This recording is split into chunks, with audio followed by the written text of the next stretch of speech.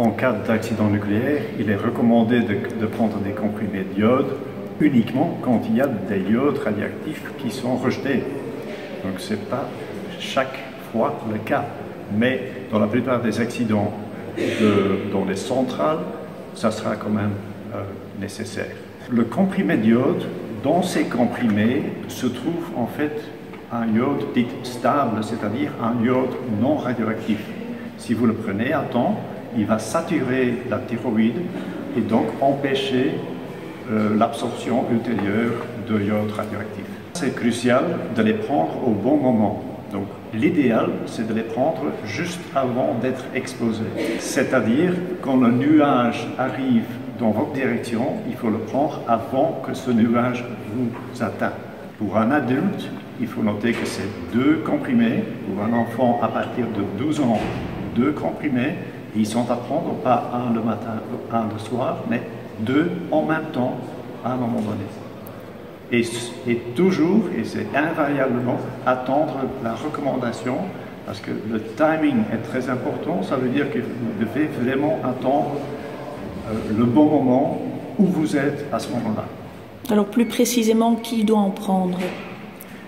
Ça peut dépendre de la dose attendue et de l'endroit où vous vous trouvez.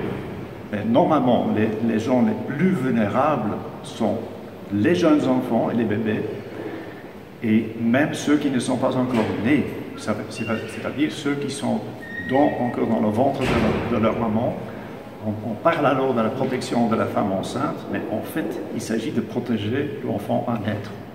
Et ça, la même chose vaut pour la femme allaitante, c'est pour protéger en premier lieu le bébé qu'elle nourrit. Existe-t-il des contre-indications? Oui, il y en a quelques-uns, ils sont excessivement rares.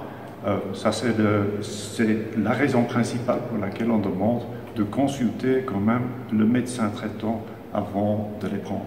Il y a des contre-indications maladies thyroïdiennes, ça c'est plus général, et quelques infections très très rares qui ont une fréquence d'ordre de 1 sur 1 million de Belges.